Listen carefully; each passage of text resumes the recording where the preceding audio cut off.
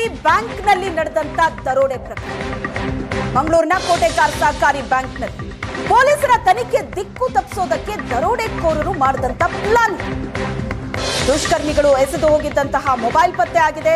Bank ಲೂಟಿ ನಂತರ Kotekar junction ಕಡೆ ಎಸ್ಕೇಪ್ ಆಗಿದ್ದಾರೆ ಈ ದರೋಡೆಕೋರರು. ಮೇನ್ ರೋಡ್ ರೀಚ್ ಆಗ್ತಾ ಇದ್ದಂತೆ ಕಾರನ್ನ ಚೇಂಜ್ ಮಾಡಿದ್ದಾರೆ. 2 ಕಾರ್ಗಳಲ್ಲಿ ಡಿವೈಡ್ ಆಗಿದ್ದಾರೆ ದರೋಡೆಕೋರರ ಗ್ಯಾಂಗ್. ದರೋಡೆ ವೇಳೆ ಬ್ಯಾಂಕ್ ಸಿಬ್ಬಂದಿಯ ಮೊಬೈಲ್ ಅನ್ನ ಕಸ್ಕೊಂಡಿದ್ರು. ಪೊಲೀಸರ ತನಿಖೆ ದಾರಿ ತಪ್ಪಿಸೋದಕ್ಕೆ ದುಷ್ಕರ್ಮಿಗಳು ಭರ್ಜರಿ ಪ್ಲಾನ್ ಮಾಡಿದ್ರು.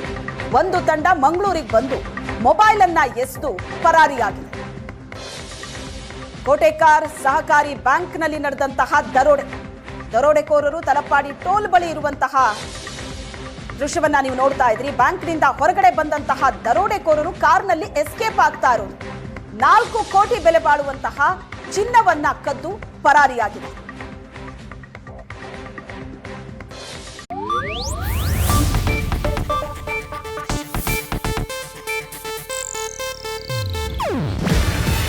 ಇದು ಏಷ್ಯಾನೆಟ್ ನ್ಯೂಸ್ ನೆಟ್ವರ್ಕ್ ಪ್ರಸ್ತುತಿ.